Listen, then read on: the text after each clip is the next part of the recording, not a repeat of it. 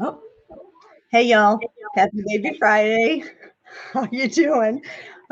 Welcome to another Healthcare Happenings. I am here with my special guest, Bobby. Bobby, how do you pronounce your last name correctly? I'm really bad at that. Kiesecker. It is Key. Okay. I wasn't sure if it was a Key or a Kai or so Bobby Kiesecker, who is going to talk with us today about transformational leadership, which I think is just a fascinating topic and one that pertains to a lot of people, whether you are in that management position, looking to get into it, or just trying to kind of better yourself. Now, Bobby, just to give y'all a little background, and then you know how I run things, do my little interview with people. Bobby's been in a revenue cycle operations. He's been in the field for 20 years, and he's currently working, which I think is another fascinating thing. Bobby, maybe I'll have you back on to talk about where you're at now, because he works at a critical access hospital. And I just think that's like a neat animal all unto itself. And it's out in Arizona. He also has been on the AAPC National Advisory Board. I served on the board many decades ago, so it's a really good experience if anybody's looking to kind of get back into the profession. So thank you for doing that, Bobby. That's a good service for people. And you are getting your MBA, right? I am. Yeah. How close are you? Pardon me? How close are you? So I am finishing my last two classes. They are financial analysis and public law and policy, as exciting as that sounds. Oh, wow. Yeah, I remember with doing mine. And then do you have like a capstone thing you have to do? I did. So I wrote it was a dissertation, which was probably one of the most nerve-wracking experience. It was 39 pages about obesity in the indigenous population, and what kind of meaningful steps we can kind of take to try to reduce those comorbidities and just be healthier. Oh, that's cool. I'd love to read that. And some of Bobby's specialties are cardiology, interventional radiology. So I immediately liked you for those two things, radiology, Indian health, and leadership. Like I said, we were going to talk about today. So I see Pam is on with us. Hey, Pam. And she said, hello, Bobby, too. So good to see you. And I wanted to say thanks to everybody that checked on me. We're checking in with Adalia. It went up into the Big Bend in Florida, so it was a lot higher than what we are. So we just got some surge and some rain this time, so nothing like Ian did to us, thankfully. So we're all okay, but thanks everybody that was checking on that for me. So what I want to kind of I do this little interview thing in the beginning so people can just kind of get to know, you, if anybody that doesn't know you that's watching, and then to let people know that if you have questions for us as we're talking or before, we get to our topic discussion, just go ahead and put your comments or your questions in the comment section, and we'll pull them up to try to get to them to answer them for everybody. But now, it said in your bio that you've been in healthcare for 20 years. So what kind of has been your journey getting to where you are today? Yeah, so it's kind of it's kind of a cool story looking back at it. So I started when I was in high school, believe it or not. So sorry guys, you can probably start putting, You're a doing the baby. math. But I am. So I started when I was in high school. We'll leave it at that. And I was, at the time, I worked for a scuba diving shop. So I was Oh, the guy neat. the floors and hung the merchandise, and I came into work one day and my boss was like, "Hey, you're doing a great job. We love everything you're doing. We want to keep you, but we're gonna stop paying you." And I said, "Well, so you're firing me?" No, no, no. We're gonna move you to an externship. You're gonna be an extern. I go, "Sweeping floors?" They go, "Yeah, we want you to keep working, but we're just not gonna pay you." I'm like, "Oh, okay, well, that sounds swell." So I started, typical person in high school, started looking for those high school jobs, and I remember one Friday night, I went to go pick up one of my best friends from high school, and I was in a dress shirt and dress pants, and I came walking, and we were going to change, and we were going to go out. And his stepdad was like, "Why are you all dressed up?" And he owned a billing business. So he said, "Well, why don't you come in, and I'll pay you $7.50 to do paperwork, right?" So came in, started doing the paperwork, and then he handed me this pink sheet. And he's like, "I'm going to have you work on this." I'm like, "What is this?" And he goes, "It's called a Stuber bill. It's like a word search. You just look up the word, and then you look up and find this code. It's like a game." So I did that for a while. And it was, it was kind of fun. It was like a little game. So, and then a couple months went by, and he said, "Hey, so I'm going to give you an option. I'll give you $8 an hour, or I'll put you through this class called the CPC." I said, "I will take the $8. And he said, "Why don't you think about it and get back to me?" So I went home, talked to my mom and dad, and they're like, "Just go for the class, take the class, and you probably still get the $8." So I went through the class, took the test. Don't tell anybody. I did not pass my first time because I was a high school student and I was preoccupied in other things. His business, he started having some financial problems, and he closed his business down, and he became an office manager at a cardiologist's office. And he brought me in as his admin assistant. So that, I don't know the timeline, but we worked there for a while, and then the billing manager at the time, the coder walked out, threw their badge, walked out of the office, and they said, "Hey, you've got a little bit of coding experience. Do you think you can come up here and help us until we find a real coder?" So I went up there, and I was up there for about 5 years, 4.5, 5 years. Somewhere in there, I got my CPC, and then AAPC came out with these specialty credentials, and there was a cardiology one. I'm like, well, it's 75 questions. Why not? Let's just see what happens. So I took the test. I went to hand in the test, and the proctor looked at me. She's like, "Are you done?" I'm like, "Yeah, I'm done." She's like, "You didn't open your book." I'm like, "Well, I knew these. These are easy." And she's like, "It's only been 20 minutes. I'm like, "What do you mean it's only been 20 minutes? So I sat down for another 20, 25 minutes and handed it in, and ended up passing, got my CCC. Well, found out that I don't know if this is an official statistic, so don't but I was either the first or one of the first people to get my CCC. And then I started getting calls from all these consultants, and I started doing consulting for about 3 years, and it was a blast. It was so much fun. I was a young man, and I had a good, healthy income stream, and I was traveling the country and getting to do all this stuff. And I found that probably my passion was I loved educating people.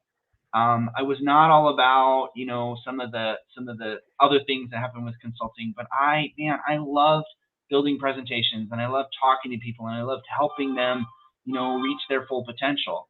And that led me to kind of looking at becoming an instructor. And over the years, I kind of went out of consulting, and I've worked for Medicaid health plans. I've worked for big hospitals. I've worked for a lot of cardiologists, big practices, small practices. Kept up my teaching. I've been teaching for probably 10 years, give or take. And about 5 years ago, I landed in the coding and billing manager at a critical access hospital in Sacaton, Arizona. I did that for about maybe a year. We had a lot of things that we needed to kind of correct. And then my boss, the senior director of revenue cycle, came to me and said, hey, I'm going to go on a vacation and I'm going to make you the interim director. And he was going to a place called Sturgis. He was a big Harley Davidson guy. Yeah. And 2 days into the trip, I get a call from the CFO saying, I need you to come to my office immediately. Like, what did I do? Like, I've only been doing this how did I mess this up? The guy got into a very serious motor vehicle accident. He was run over by a herd of elk. Yeah. He sustained, I don't mean to, I'm sorry. I don't mean to laugh. You have to laugh. Bunch of fractures in his vertebrae, punctured lung, punctured liver. The guy was very, very hurt. So I ended up being the interim director for almost 2 years. And I got to be the director through a wonderful time in our healthcare setting called COVID. So he came back and made a recovery and came back and kind of took that role back over. And now I'm back to my coding and billing manager role. But it's cool. It's a wonderful experience because I've retained a lot of the same responsibilities. So I'm kind of I'm in a weird place in my career because I'm a manager, but yet I still do a lot of those director level functionalities. We implemented Cerner about a year ago. We've done a lot of other really cool projects. So that's kind of my abbreviated story. See, so you're kind of like at that fuzzy in between. Yeah. Where you kind of float. Yeah. That's wonderful. Yeah. And as I said, I apologize for snickering at that. Luckily, I mean, as long as he's okay, then you don't seem like you're like a jerk. So I bring him a container of Elmer's glue once a year, and I tell him, I got him, boss. Yeah. Oh man, so that's really, and just I see we got some more people popping in now too. So Bertram Lancico from Renowned Talent came on.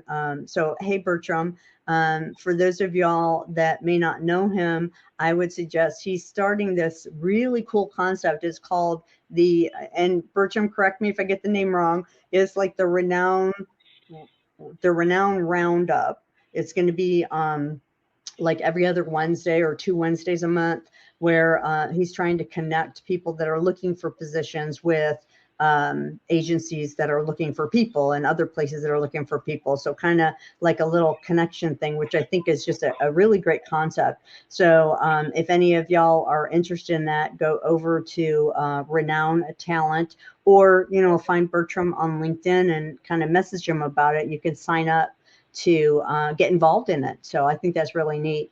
So I already told him I'd help out if he thought I could, and do a little presentation or something for them. So check them out.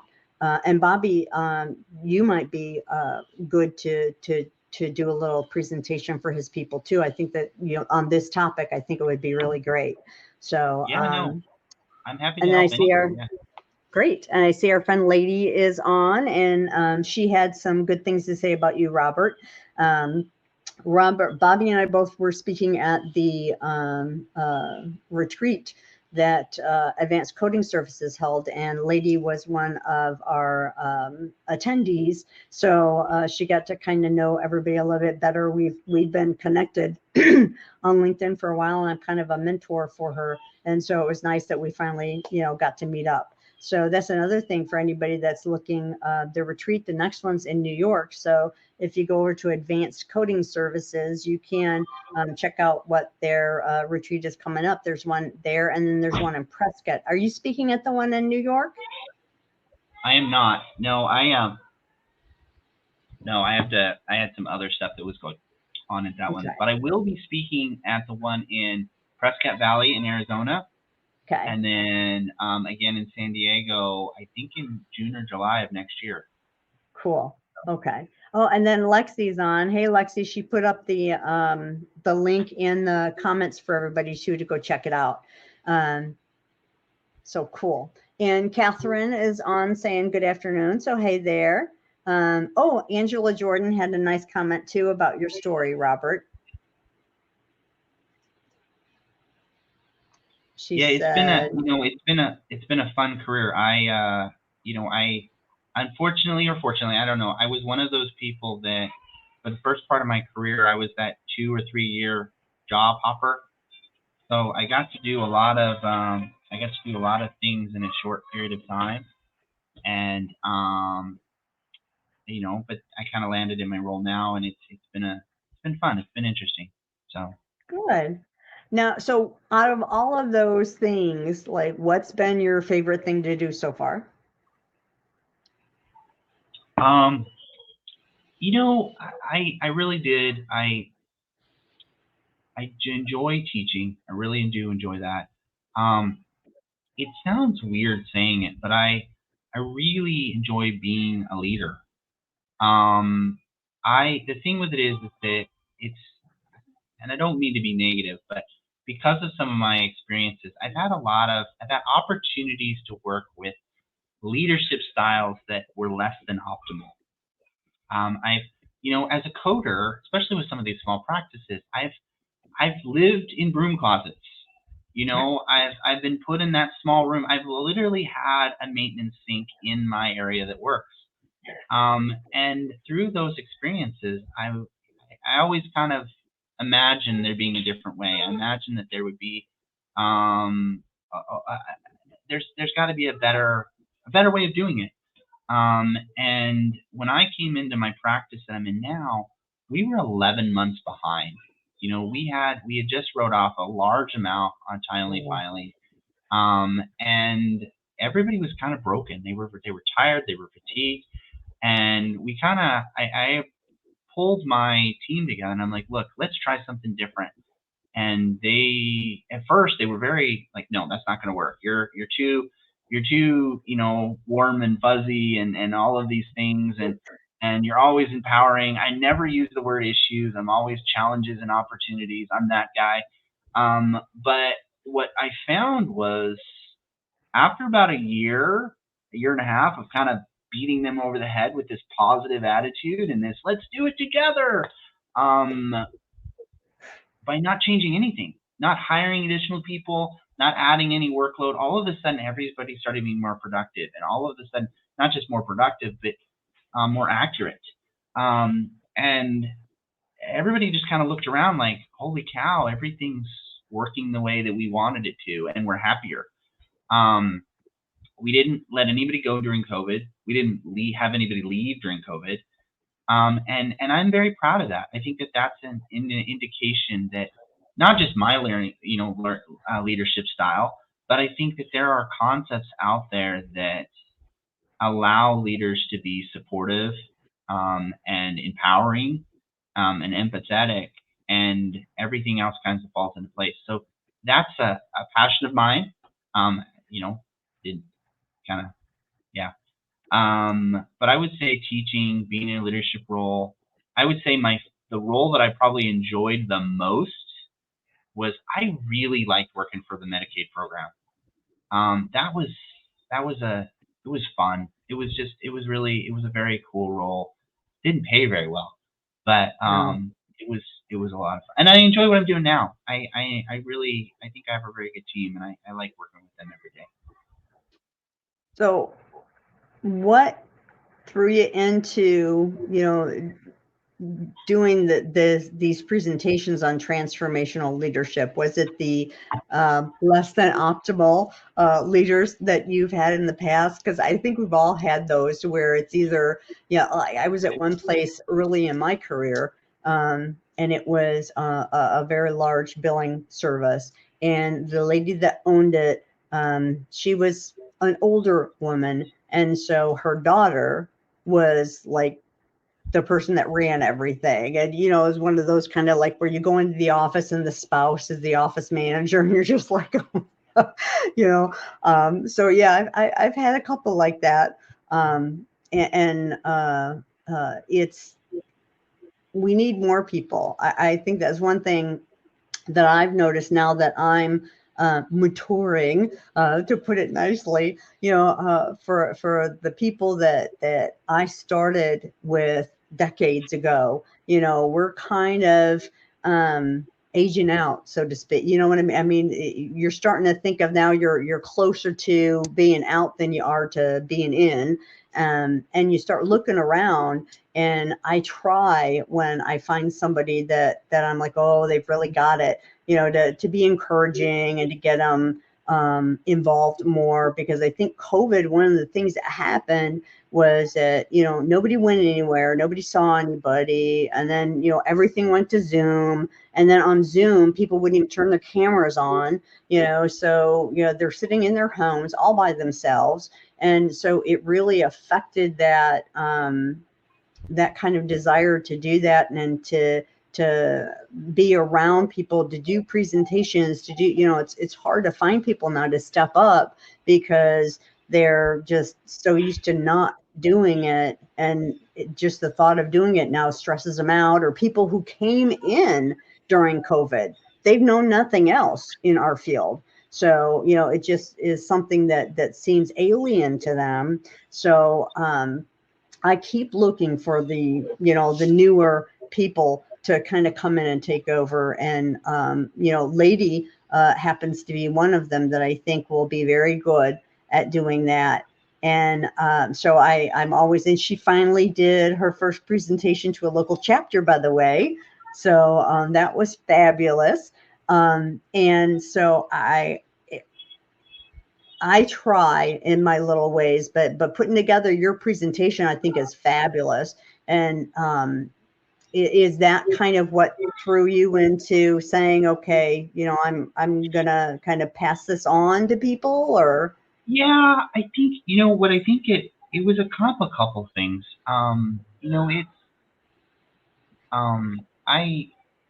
I always appreciate the opportunities in life to get thrown into the deep end of the pool and kind of have to figure things out. And I think I was this was several years ago, but I was asked.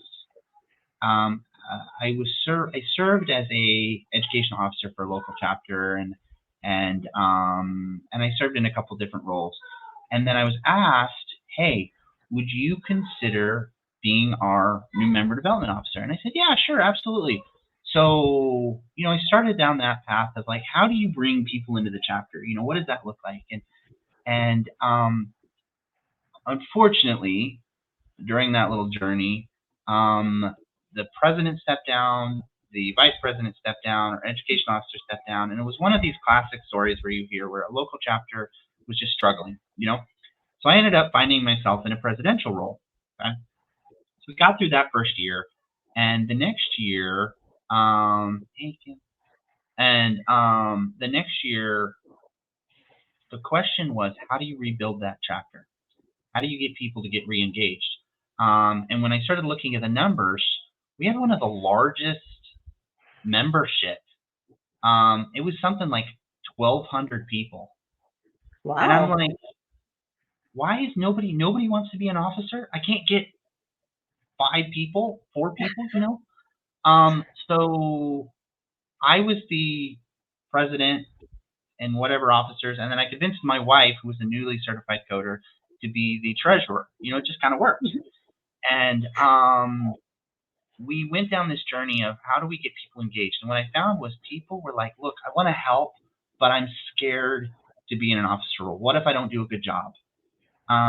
So I developed this process. I had this idea where, you've got all of these officers all over the state, and they've all got these skill sets, but we all kind of compete against each other. And when I thought, I'm like, it doesn't make any sense. What are we competing for?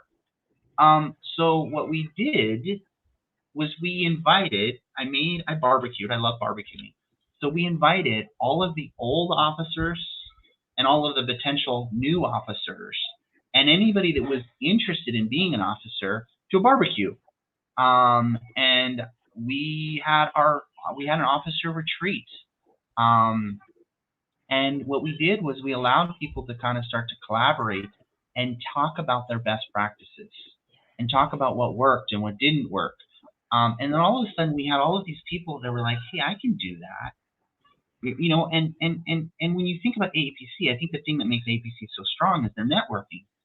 Having those people to call and say, hey, I got an ortho claim. Can you help me with this? I got a cardio claim. Can you help me with this? And I think all of a sudden, I think we had 6 or 7 different chapters there with different representation. And then within those, you had at least 3 or 4 officers. All of a sudden you had, 21 friends that you could call and say, how do you deal with this? And the entire Arizona State chapter kind of took a step up. And we shared this model with AAPC, and it ended up kind of becoming the framework that AAPC kind of utilizes for a lot of their new member development.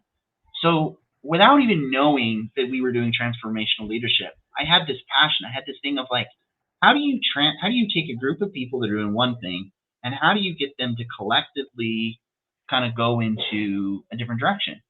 And it wasn't until actually I started my MBA that I'm like, wait a second, this has a name. Like, this is not just a fluke that, people are doing, you know what I mean, that you hear. This has a name, and there's a designated path that you can do, and a lot of people are really into this.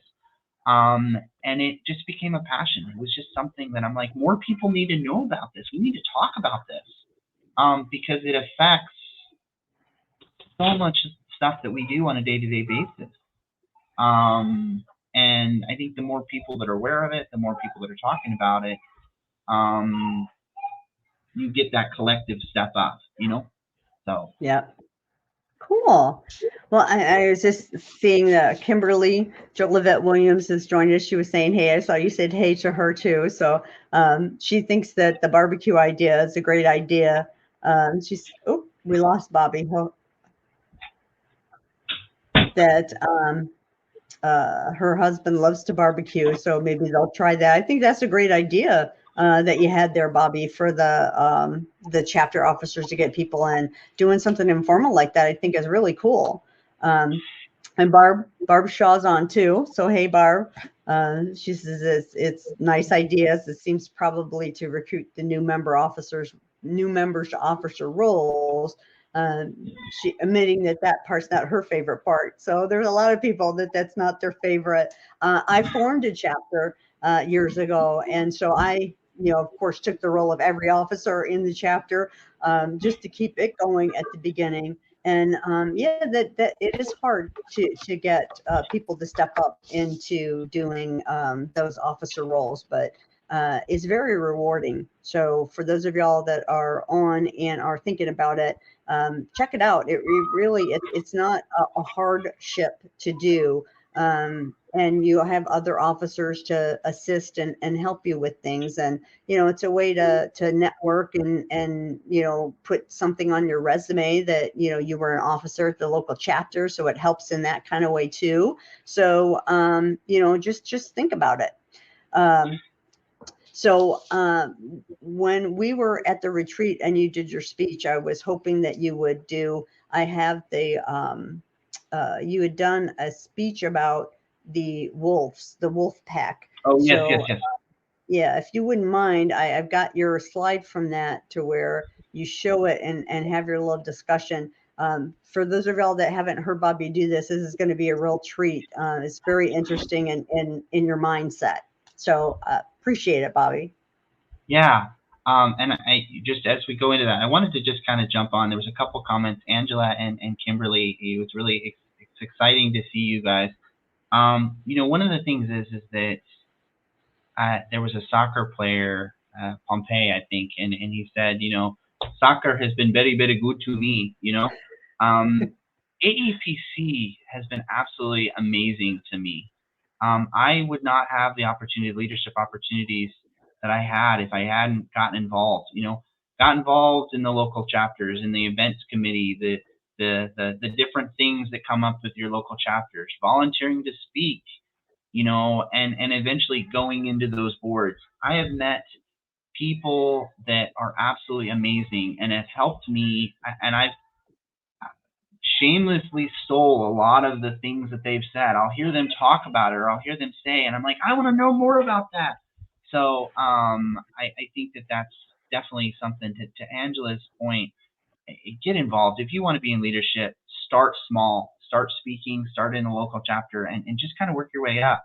There's a lot of good opportunities. The wolves, okay?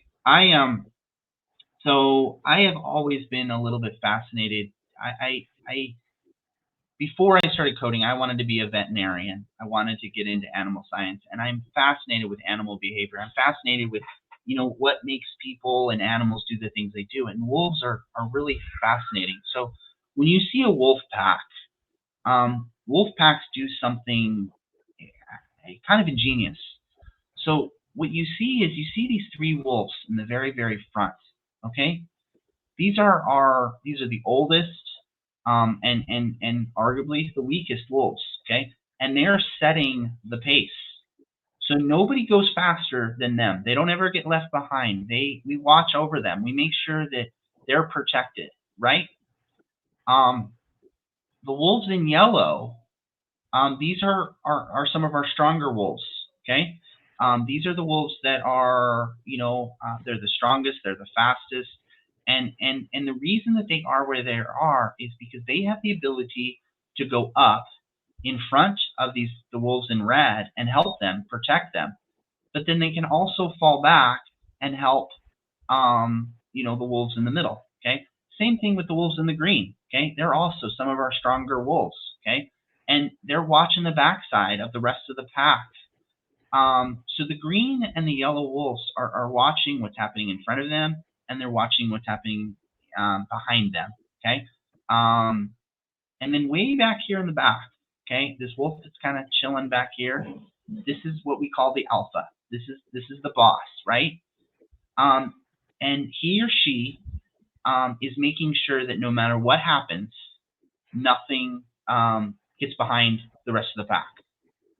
Everything that happens in the world, everything, any threat, they're making sure that it hits them first, that they're aware of it, and they have the ability to kind of control the situation and make decisions. Okay, they can run up in front of people, and they also kind of watch the backside.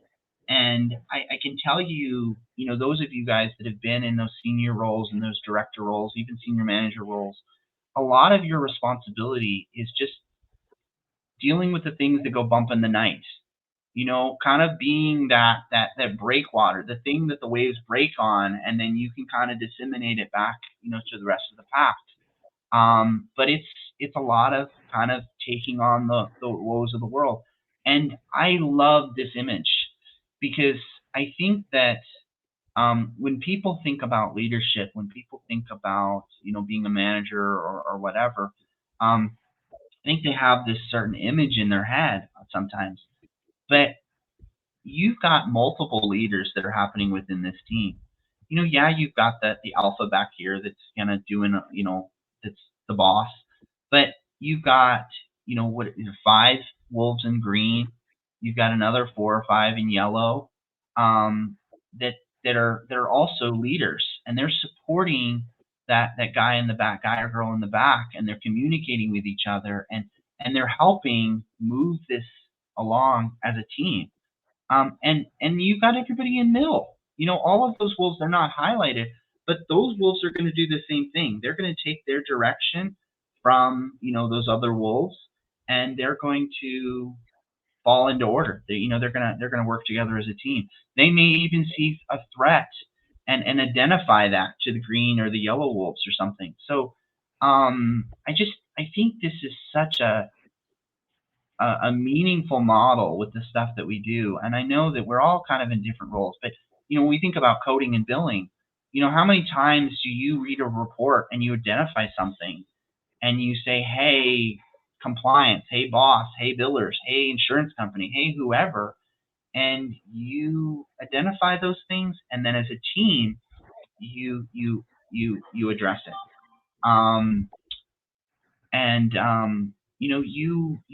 You have to have somebody that kind of sets the pace and kind of support them. So, but yeah, that's what's going on with the wolves.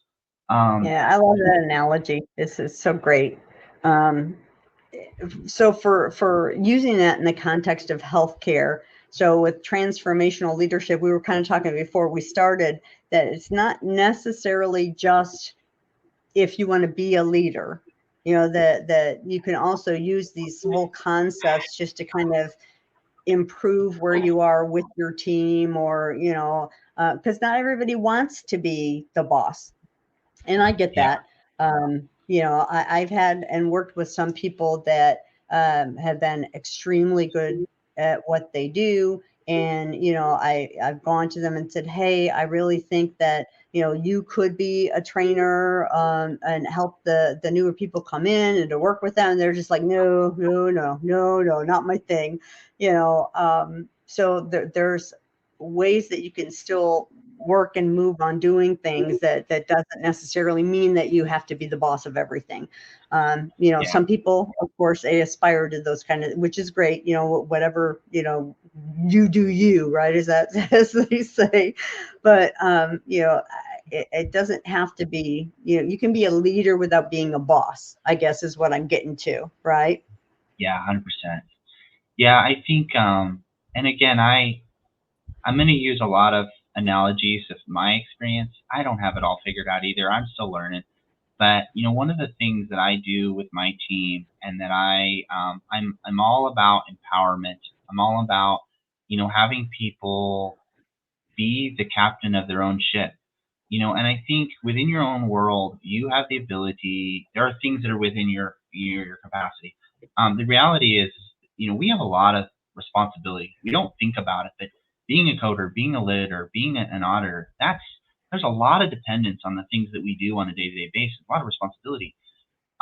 So one of the things that I kind of focus on, and I really emphasize in my team, is that my expectation is that everybody kind of understands what it means to be a leader. And I think those concepts are applicable in a lot of the things that we do. You probably have heard about soft skills. Okay, many of us have hard skills. We know how to use a CPT. We know how to use an IC10. We can go look up LCD. We can use Excel. But soft skills are active listening. Listening to people, and not just listening, but hearing. Hearing what they say. Empathy. One of the things that I struggle with sometimes, when I was younger, I struggled with a lot more, was that I've worked very hard, and I know there's people out there that they kind of they turn their nose up and they yell at me for saying this, but there are a lot of people that are much smarter than me, but there are not very many people that are willing to work as hard. Like I really put my head down, and there's a lot of people, and I surround myself around with similar concepts. And I would be working in a practice, and I would have somebody that was on, Medicaid, or was on, food stamps, and they'd come walking in with a big gulp, an MP3 player, and I'm like, and I would get frustrated because, why are they used? You know what I mean? You can kind of see where this is going. But the thing is that in healthcare, we have to be empathetic. It's not our responsibility to be judgmental. We don't know what's going on with people. We don't know what they've been through. But we have to be empathetic. And when they come to us to seek service, it's not typically by, you know, because of they're looking for something to do, or they're bored, or they're coming to us in a weak moment in their life. Like, I don't feel good. I'm hurt. I need help. Um, and I think that it's important that we embrace that of, we're here to help people. We're here to help make people feel better, and not to be judgmental. And I think when you think about that, you take that the next step, and you're working, and maybe your boss is not returning emails, or maybe you have this colleague that is not doing what they are supposed to be doing, or not pulling their weight. Um, See if you can find out why. Like, empathize. I had an employee a couple while ago that she was falling asleep at her desk. She was constantly on her phone, and she really wasn't productive. And I pulled her aside and I said, "Hey, like, what's going on?" And I got to know her. come to find out, she had a baby that wasn't sleeping. Her sister was removed from custody from her parents, and she was now the caregiver. She had some domestic violence things going on. I mean, the lady had a lot of personal things that were happening, and she started crying, and she really kind of poured her heart out. And I'm like, what can we do to help? Like, how do I help? I don't. And all it was we changed her schedule from starting at 7 in the morning to starting at 9. She wasn't patient facing. She didn't need to start at 7. That was just how we always did it. And all of a sudden, everything started kicking into place. And I built this relationship with her where I didn't have to ask her. Like, it was something that it was a much stronger relationship, and she became a very strong employee. And I think that those skills, I kind of went on a tangent there, sorry. I mean, those skills, the soft skills, being an active listener, being empathetic, getting to know people, and trying to support them in their efforts, we can all do that. We can all apply those concepts. And yes, there are those people that, that we have to unfortunately love them out the door, and they have other things that are going on.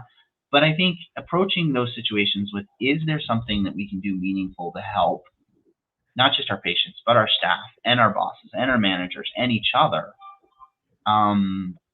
creates a different environment. And everybody, statistically, people can say they leave for money, they can see they leave for opportunities. But if we were being honest, statistics states that about 78 to 87% of the time, people leave because they're not happy with their job. They're not happy with their bosses and their managers.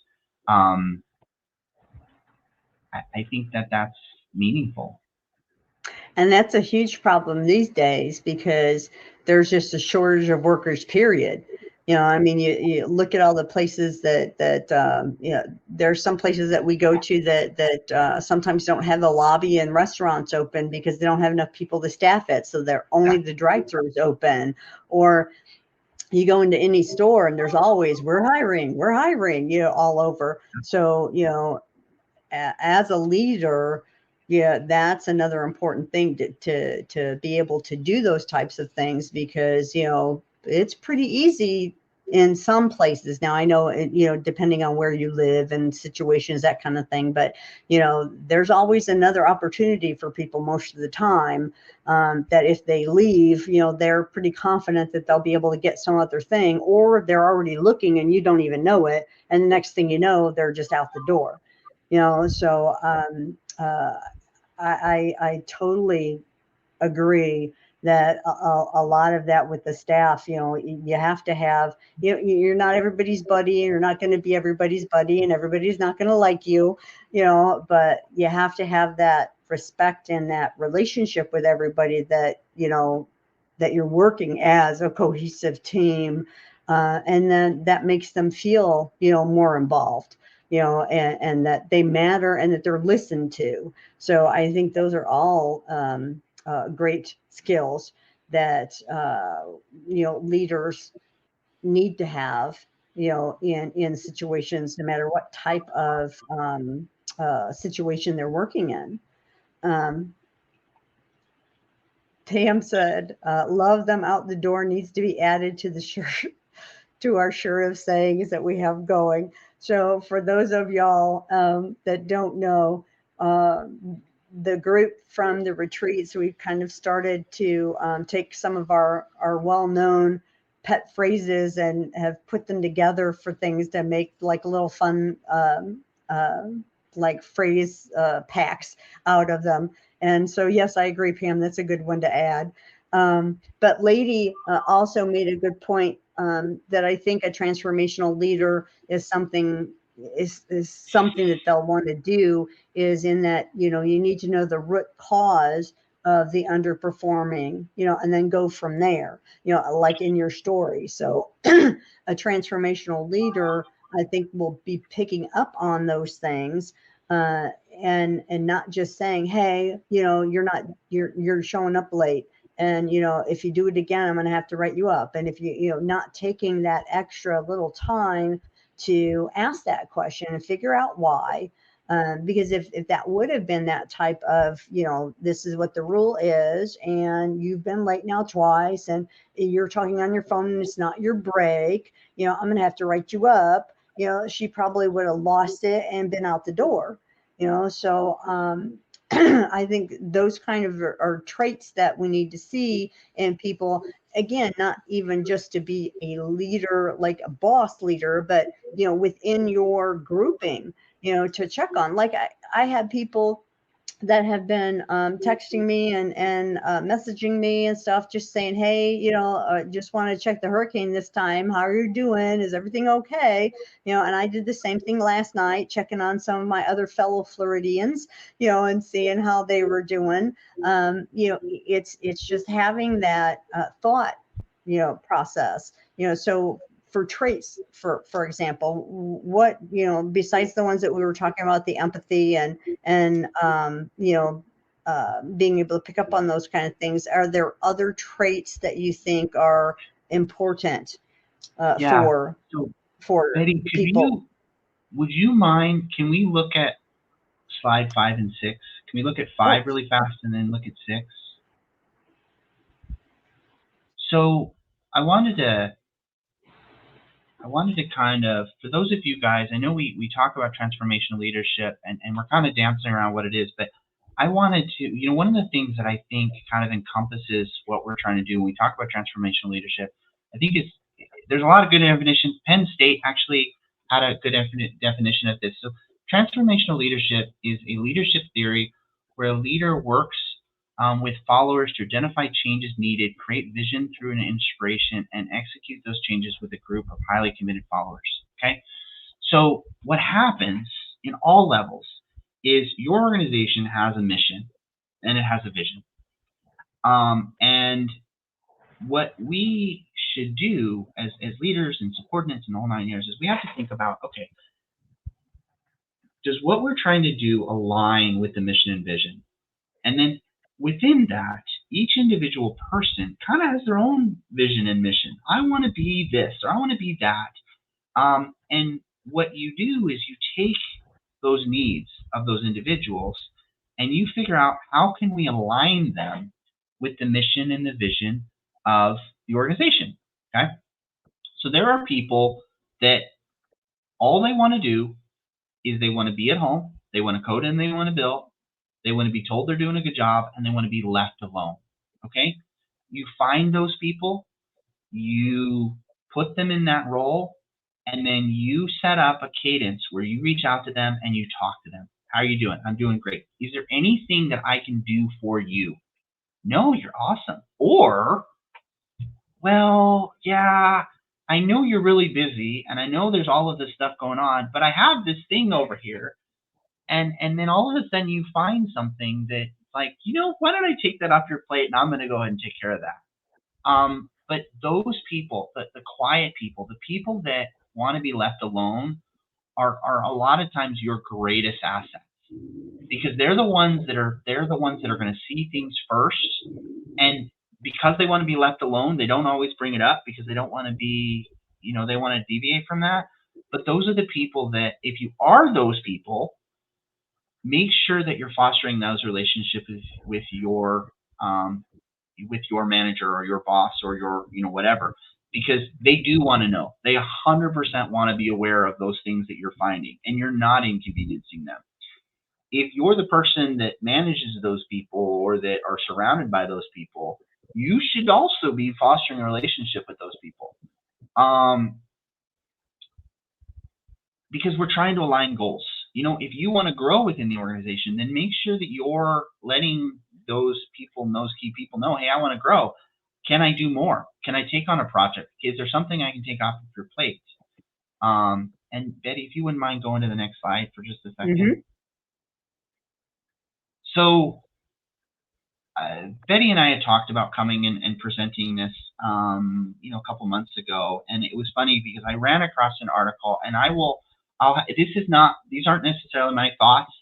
I'm going to add them and I'll get you guys who wrote it, but there was there was a article published on, oh my gosh, I can't even remember who it was published by, but I will get you guys the reference so you guys can read it. But they talked about how do you manage up. As an employee, how do you manage up to your boss and then manage down? And when you think about those wolves, you think about those groups, you know, there's a lot of us that are kind of stuck in the middle. It's one of the hardest roles to be. We got people that we got to report up to, and then we got people that we got to report down to. There are skills, 5 of them, that I think we can employ to, regardless of what level you're at, you can utilize this. So be curious, you know, enjoy what you're doing, ask questions, try to see things through other people's eyes, not just your manager, but the people around you. Try to understand how they're approaching things. How do they define success? What motivates people? Does food motivate them? Just being told that they do a good job motivate them? Is it a role? Telling people thank you is probably one of the most powerful things that you can do. It really makes you feel good. Find out how people communicate. Anybody that knows me knows that it's best to text message me. It's best to send me an instant message. I am not good at email, no matter how hard I try. Pick up the phone, call me, text me. That's my preferred way of communication. I'm always busy. You have to get me by the nose and direct me to what needs to be done, and then you will have my undivided attention. Find out what needs to be, what you can help with. If you're in that role where you've got somebody that you're reporting up to, try to anticipate what they need. Make yourself indispensable. Try to figure out how they work and understand. So, like, one of the rules that I have for my employees is you need to bring things to me on a silver plate. If you have a question, you better have done your research. I will help you and I will make you successful. But if you ask me a coding question, you better have a tab on your guidelines. You better have that code marked in your book. You better be able to come to me and say, I looked at this. This is what I think. What do you think? I looked at the guidelines. I looked at this article. But you need to show me that you have tried. Otherwise, I'm going to tell you to go. I'm going to give you a whole list of homework to go do. But my employees will now come to me and they'll say, hey, we don't know how to do this. And before I can finish the sentence, they're like, we looked at our Medicaid, we looked for LCDs, we looked at the guidelines, and here they all are, and then we can have an informed conversation. If you don't know, ask. Just please, it's important. You don't want to be walking around thinking and assuming that you know what the expectation is. And look at the strengths and weaknesses of your boss and help them. I am notoriously bad at spelling. I have a great head on my head. I'm great at strategy. I'm great at a lot of things, but man, I'll get in a hurry and I'm dyslexic. My employees know that. And they will say, hey, did you mean to say this? And they'll watch my back and I'll watch it for them, but know their strengths and their weaknesses and vice versa. If somebody doesn't like public speaking, then we either need to throw them into public speaking to help them grow, or we need to protect them and take that on for them. Empathy, communicate early and often. Make sure that we're not holding things on to them because we're worried that somebody's busy or it's not important. And then share your goals. Make sure that everybody's aware of what it is that you want to do. And then if you don't know what a SMART goal is, I would that's your homework for everybody. Go look up a SMART goal because it's pretty cool. Good. Yeah, we got some. I think those are all fabulous things. We got some good comments from people too. Jamie puts the idea out there that leaders getting performance evaluations from their subordinate staff. She did it once, and it was so eye-opening for her that it helped her so much to be better at her role. So I think that's a wonderful thing to do, to get that feedback from them. And I've done something similar before where you put it out there, and I had to make it, and I said, you don't have to put your name on it either. You can type it so I won't know it's your handwriting, because then people get hesitant, just to give you their feedback. on things. So you have somebody, Jeanette, too, is looking, Robert, to connect with you. By the way, Yeah. she said that y'all have the same management style. So Alexis was nice enough to put your LinkedIn profile up there. And thanks, Mary. So here's where you can find Robert on LinkedIn if you want to connect with him, and instant message him for things. You can find him there. And then and Jeanette also made another comment about telling people thank you, as you were saying. It is sometimes it's the little things like that people stop. It's not always about getting a big bonus or getting this, or sometimes all people want is just thanks. You're doing a good job, just to recognize that. Because there may be some place that you're working in, if it's like maybe a small practice, and they just don't have the funds to be given bonuses and raises to everybody every time you turn around. That there's other ways that you can show appreciation to your employees, and please and thank you is your basics, and I think that's always important to be telling people. Sorry, Go I ahead. was just going to say, I know I'll try to be short. When you start talking about, Kimberly brought up the 360 review, and that's great. I'd love to talk about that a little bit, Kimberly. So one of the things that I would say, I think self-reviews are great. They're very helpful. But I look at self-reviews in a kind of a capacity. It's kind of like buying roses for your significant other on Valentine's Day. Yes, it's expected and you should do it. But what's even more powerful is come home with some flowers on a random day. Call somebody and say, hey, can you give me a 10-minute call? How you doing? How's your kids? How's your daughter? How's your dog? How's the car? Whatever. Just ask them how they're doing. And it's amazing. It's more, I think sometimes it's more impactful than in the evaluation, because everybody's worried about their eval. If you just call somebody and you talk to them and get into a cadence where you just, every quarter you try to touch base with a couple people, it's really, really helpful. And the 360 review that Kimberly is talking about, it's if you don't know what this is, I would check it out. It's kind of cool. You do an evaluation, you talk to them before their eval, you do their eval, and then you talk to them afterwards. And you say, how are we doing? And it kind of spreads those conversations out a little bit, and it makes them a little bit more focused. You can make it as complicated or as simple as you want. It can be a formal process, or it can just be 6 months from the end of their review. Hey, how are you doing with your goals? Are you on task? Do you think I can help you? So yeah, but it's this whole perspective of not just having a one moment in time where we talk about what we're trying to accomplish, but spreading it out a little bit over a greater period of time.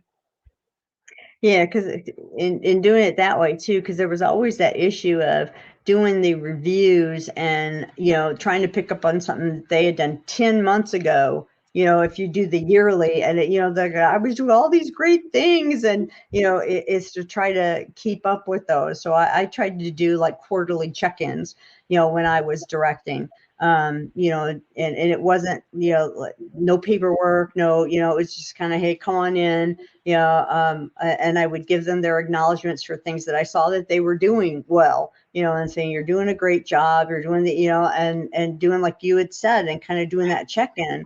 And then it kind of takes that anxiety off them too for that yearly. When you would do that, I mean, everybody hated it. And then you'd ask them to do the ones on themselves, and then they hated it even more, So if you make it a less formal thing, sometimes it makes it easier for the staff members too. So plus they're getting more constant feedback from you too, and getting those acknowledgments more often. And once again, I just think that's really important to keep staff engaged in the whole process and the whole like team mentality for where they're working. Yeah, Kimberly, I got to tell you, I'm a big nerd. I have dry erase markers in my shower. So when I am in my shower and I'm thinking of things I need to do, I actually start writing my SMART goals in the shower. It drives my wife bonkers. But yeah, it takes a little bit of time to get used to. But yeah, they're helpful. So and Yeah. I think all I was Go gonna ahead. say is that give everybody a compliment. You don't want it to be just a compliment to give them a compliment. Even if somebody is underperforming, find something that you can say, I appreciate you doing this. And see, people deserve to be recognized for whatever it is they're contributing.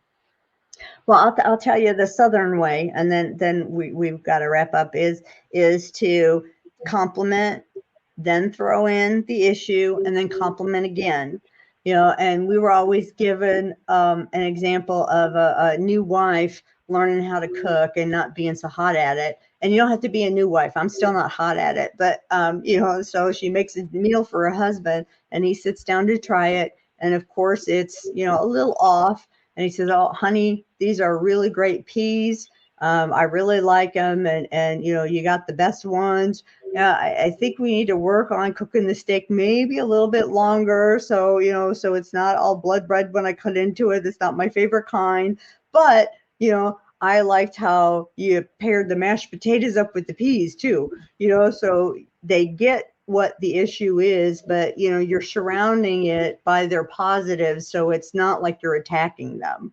Yeah. So and when I educate physicians and when I do and talk to them about audits, all that kind of I always try to use that principle, and it just makes them be a lot more accepting of it. And it's not like you're just coming at them like you're just bad, you're wrong, you're this, you're the nobody wants to hear that. So just think about those kind of things. But we are at the end of our time. So I really appreciate you coming on today. I want to let everybody know quickly that I will be speaking at the CDI conference for Healthcare Inspired, Jennifer McNamara. Christine Hall, my buddy, is going to be on there, and our buddy Sonal Patel and Barb Shaw. So some of the people that are joining us today are going to be speaking with that. And Glenn Krause, for those of y'all that are into the CDI stuff, he's big in the CDI industry, more on the inpatient side, but this CDI conference is going to deal a lot with the outpatient stuff. So you can check out on Healthcare Inspired and go and check it out and see about coming to see us. This is September 14th and 15th is when we're going to hold it. So it's in a couple of weeks. But Bobby, thank you very much for coming on with me today. I really appreciate it. Any last things you want to say to everybody? I just really appreciate you guys. If there's anything I can do to help any of you, please reach out to me on LinkedIn. I'd love to connect, and hopefully it was helpful. And if you guys want to ever collaborate, let me know. And I just really appreciate it to be here. Thanks, Bobby. We really appreciate it. So thanks, y'all, for joining us in here today. And make sure you're watching us. I think next time is Sonal and I doing our E&M question and answer. So make sure you instant message or send us your questions that you have coming up for the E&M stuff that we can cover at that session. So you'll get to see what is happening in healthcare. So we'll see y'all next time. Bye. Bye, guys. Thank you.